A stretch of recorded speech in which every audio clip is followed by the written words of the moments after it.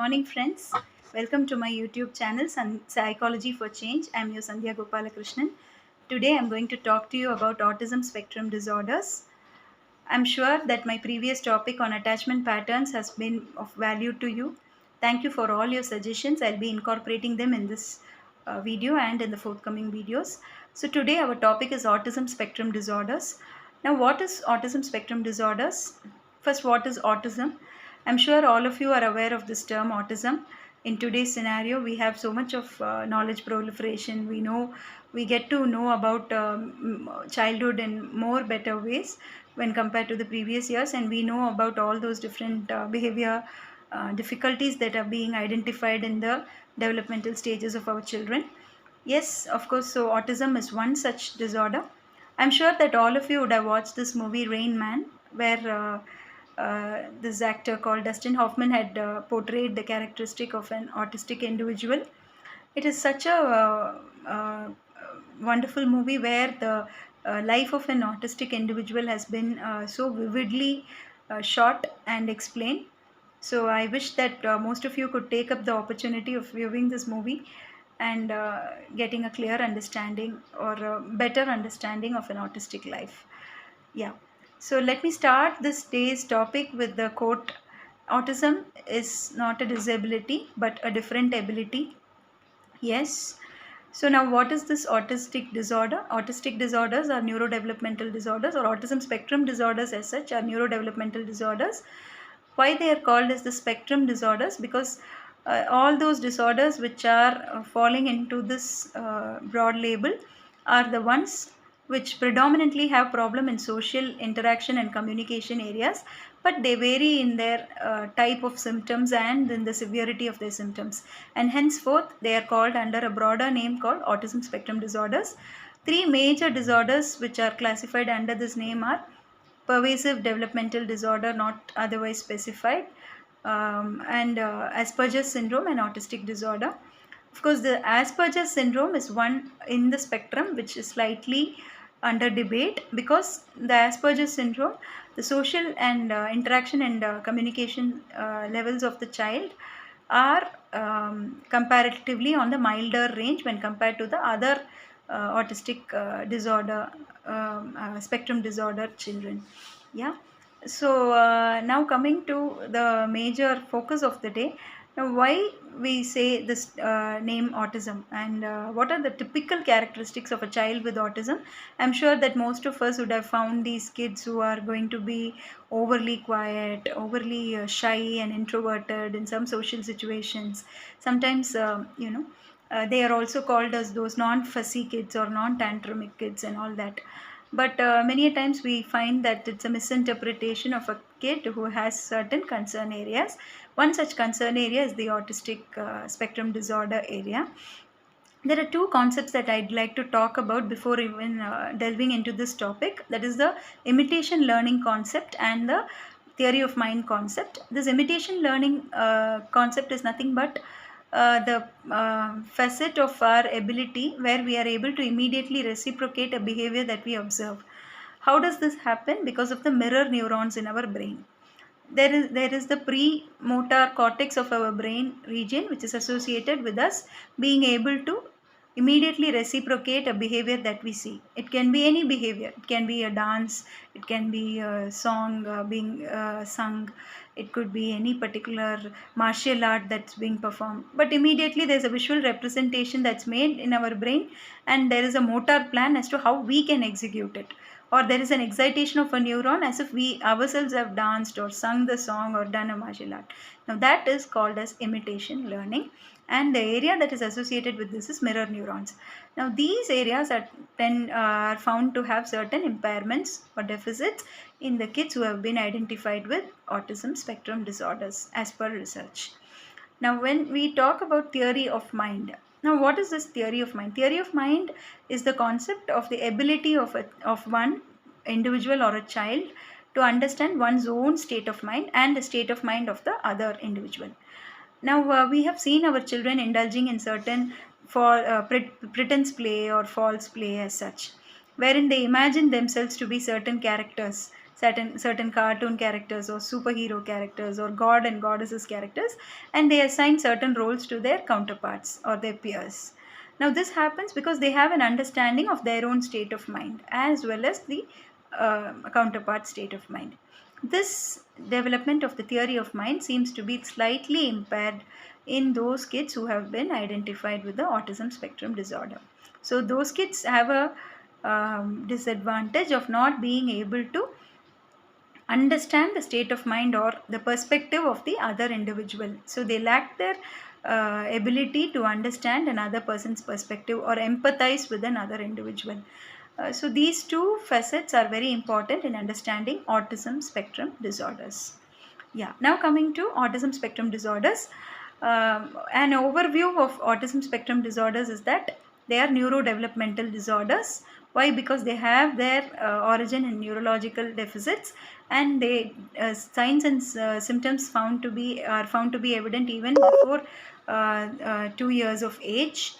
So they are that is why they are called as the developmental disorders. And of course these are spectrum disorders. As I told you, they vary in their symptoms and the intensity, and that's why they are called as autistic spectrum disorders. Now when we talk about the important characteristics of an autistic spectrum disorder child, basically they have problems in 3 areas: social, communication and interaction areas. They have problems in their behavior patterns which are repetitive and or of restricted interest. Also they have problems in their language and speech development areas. And these 3 areas of concern, language and speech development, communication and interaction pattern, and repeated behavior patterns, all of these are pervasive across different areas of functioning, whether it is school or it is home or if it is any social area of functioning. All the areas have the deficits pervading in all the spheres. So that is one typical characteristic. Now how do we identify an autistic kid in a day-to-day basis? We will find these kids are the ones who do not respond to their name, who do not maintain eye contact, who have head banging response often. They tend to have their head inclined most of the time. This is because of the increased cerebrospinal volume that happens for these kids at around 3 to 4 years of age. And it is found that most autistic kids were identified to have a increased cerebral volume with lesser neural activity. And this also relates to the fact that their head inclination is always in a deviant way when compared to the normal lot. And they are the ones who do not maintain any congruence between their body language and their speech. They would be relating to you something very serious, but their body language will be one of a very playful thing. They would be very sad, but they will be communicating something of fun to you. So such incongruence between their communication and their body language. They do not understand facial expressions. They are totally numb to facial expressions. They do not emotionally empathize with their associated others. And they have an interest for looking at repeated movements, certain repeated movement patterns like the moving blades of a fan, the twitching of lights on and off, and all that. And they do exhibit certain stereotyped motor responses like fidgeting, head banging, or sometimes flipping over toys or pages of a book or something like that. So these are all typical characteristics of them. They don't understand verbal and non-verbal gestures, and their speech and language development seems to be fairly less when compared to the other non-autistic kids. That is, even around 2 years of age, their words and the phrases that they use are very limited or totally nil. And they tend to have express echolalia, where they keep repeating certain annoying sounds or annoying words as such. They also tend to manifest certain idiosyncratic speech, like they have their own terminology in their world for every word that they recite. A chair may not mean a chair for them. It may have a connotation with relating to a color or a person in their context. So that is a idiosyncratic speech. Okay, so these are some typical characteristic patterns where you find them awkwardly carrying themselves, physically, and they are not able to do their day-to-day task independently in a nominal way. So they need help with that. All of these, and they are either oversensitive or undersensitive to certain sensory inputs. Sometimes high intensity temperature, they would be expressing no pain or anything to that, or there is no aversion to that. Sometimes there is some fragrance of flowers where they are oversensitive to that, and they express over excited responses for such sensory stimulation. So either ways they differ. Now they also cannot develop, first thing, they cannot initiate any communication, and henceforth they will not be able to carry back and forth conversations with anyone. They cannot maintain, they do not understand the emotional expressions on their other counterparts' face. Their verbal and non-verbal understanding of cues are also very poor. So they cannot maintain relationships. First, they cannot develop relationships, build relationships, or maintain relationships. All these are their problem areas. But different from this, all these responses, repetitive, they have a need for consistency. They look for consistency in patterns. They look for some order and organized structure in the objects that they view, the events that they view, and they henceforth predict the patterns. So they are those extraordinary code breakers. They are those extraordinary musical ability individuals. Sometimes they have extraordinary auditory and visual capacities. They memorize maps, rail routes, sometimes the train timings, the flight schedules are all, they have that mammoth memory capacities to just drop down their memory lane and give you all those statistical figures. Such cases, so such extraordinary ability autistic lot are called as the autistic savants. And the movie Rain Man is one such biopic of an autistic savant, which has been wonderfully portrayed by Dustin Hoffman. So I wish that you would all enjoy watching that movie. So these are in a summation the characteristic features of how you can identify an autistic kid. Now what could be done? First of all, there is no cure, and it is of course a lifelong condition, but the therapeutic support can always help them to reduce their symptoms and make them more functional in all the different areas of life. And the therapy has to happen in a broader way, where it has to address the pharmacological level, behavioral level, developmental level, social relational level, as well as at the alternative level, any other therapy that could complement their reduction of symptoms. Now all these therapeutic approaches are aimed at reducing their undesirable social interactive outcomes and increasing their social interactions and communication capabilities. So first thing, if it is going to be pharmacological, it help them reduce their anxiety related to sleep disturbances, and if they have any anxiety relating to gastrointestinal problems that comorbid the autistic condition, for that the pharmacological treatment will be helping. And it also helps them if they have attention problems.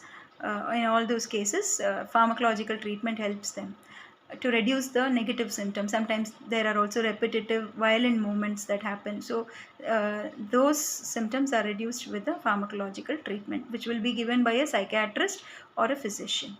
Then we have to take care of the developmental approaches, which are aimed at developing speech and language through the speech and language pathologist. Of course, the day-to-day activities, functioning of independent tasks like bathing, eating, grooming, all of this, an occupational therapist will be involved in the developmental approach. When we talk about the psychological approach, cognitive behavior therapy will be used, where their thoughts about social interactions will be challenged, and then there will be a change in their thought process that is being brought. Confrontation will take place, and henceforth their feeling component will be addressed, and the behavior responses will be molded to become more socially desirable in the social interaction arena. That is cognitive behavior therapy with psychological approach.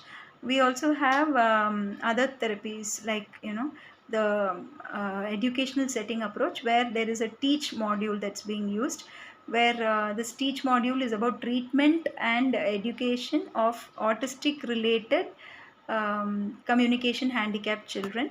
In this module, the basic pivotal concept is that autistic children rely on consistency and visual and auditory uh, learning patterns. So the classroom modules or the teaching strategies and everything, like the classroom demonstrations, will be developed, will be assigned, and will be customized in a way that they have more of visual and auditory instructions and physical demonstrations when compared to verbal instructions.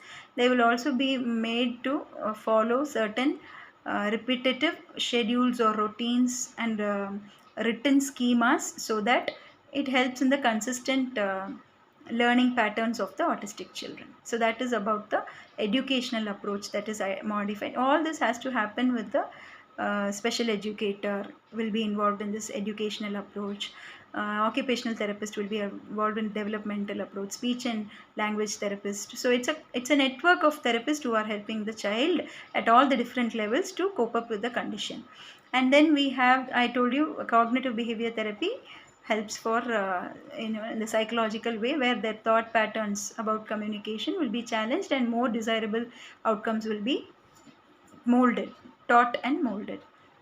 And now social and relational approaches are again falling hand in hand with the psychological approach, where again there will be they will be allowed to pursue their into unique areas of interest, whether it is art or music, or it is going to be any scientific domain. And then in that particular area they will be given opportunities to develop communication and develop relationships. That is one way their social skills will be developed. They will be made to become a part of many of the group activities, and do so many shared interest activities, so that they could also develop interpersonal skills. And there will be some stories that are being related to them through the social and relational approach, where the positive social interactive approaches are recited in the form of the story, so that they can be modeled. There are also social skills training module that are being inculcated into the social and relational approach, wherein the basic skills like how to start a communication, how to make congruent gestures with what is being communicated, how to maintain eye contact, how to respond to facial expressions, and so many other things like grooming and table manners and all will be also taught alongside the basic interaction development module. Yeah. So this is about the social relational approach. Behavioristic approach is also there, where applied behavior analysis happens, and there again discrete trial and error learning one strategy, and pivotal response training one another strategy is used. Both are aimed at increasing the positive social interactive outcomes and decreasing the negative social interactive outcomes. Also there, the pivotal response training will help them develop communication, healthy communication, positive communication patterns.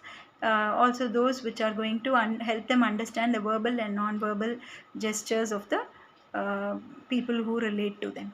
So that is about the pivotal response training that happens to them. It helps them to learn a couple of skills which will help them lead their day-to-day functioning in a normal way or a more adaptable way. So after, in addition to all of these, there are also going to be alternative therapeutic approaches that can complement these approaches of cognitive, developmental, behavioristic, and then educational.